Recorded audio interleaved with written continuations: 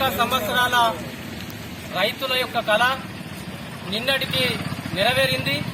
రైతుల పక్షాన మరి ఎంపీ అరవింద్ గారు ఎలక్షన్లలో మాట ఇవ్వడం, పసుపు బోర్డు తీసుకొస్తామని హామీ ఇవ్వడం జరిగింది. ఆ ఇచ్చిన హామీ ప్రకారం నరేంద్ర మోడీ గారి ప్రభుత్వం, ప్రధానమంత్రి గారు నిజామాబాద్ వచ్చిన సందర్భంగా పసుపు బోర్డు ఏర్పాటు చేస్తామని చెప్పారు. మరి ఇచ్చిన మాట ప్రకారం భారతీయ జనతా పార్టీ కట్టుబడి ఉన్నది. భారతీయ జనతా పార్టీ ప్రభుత్వము మోడీ గారు మరి నిన్ననే పసుపు బోర్డు నిజామాబాద్ కేంద్రంగా ఏర్పాటు చేయడం చాలా ఆనందకర విషయం. ఇచ్చిన మాట ప్రకారం భారతీయ జనతా పార్టీ మరి ఏదైనా మాట ఇస్తే తప్పదని చెప్పేసి ఈ రోజు నిరూపితమైంది.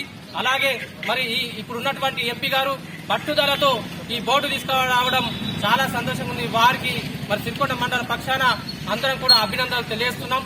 మరి ఇక్కడ ఉన్నటువంటి రాజకీయాలు చూసినట్లయితే మరి చాలా పసుపు బోర్డు తెచ్చిరా, మరి ఎప్పుడు వస్తుంది, మరి ఏ బోర్డు వచ్చింది అని అనేక పార్టీలు మరి విమర్శించిన తరుణంలో అనేక అవమానాలకు గురై మరి ఈ రోజు పసుపు బోర్డు తీసుకురావడం అనేది చాలా గొప్ప విషయము. మరి ముఖ్యంగా ఎంపీ అరవింద్ గారి పట్టుదలతో మరి ఇక్కడ పసుపు బోర్డు ఏర్పాటు చేయడం జరిగింది. మరి ఆయనకు మరి జిల్లా ప్రజల పక్షాన అభినందనలు తెలియజేస్తున్నాం. ముఖ్యంగా మరి నిన్న మొన్నటి వరకు కూడా బోర్డు ఎక్కడని ప్రతిపక్షాలు పదే పదే మమ్మల్ని క్వశ్చన్ చేసినాయి, అవమానాలు గురి చేసినాయి. కాబట్టి మరి పసుపు బోర్డు తెచ్చినటువంటి అరవింద్ గారికి మీ అందరు వెళ్లి ఆయనను కలిసి అభినందనలు తెలపాల్సిన సందర్భం ఏర్పడింది. కాబట్టి మీ అందరూ ముక్త కంఠంతో ఆయనను అభినందించాలా. మరి ముఖ్యంగా రైతు కుటుంబం నుంచి వచ్చినటువంటి పల్లె గంగారెడ్డి గారు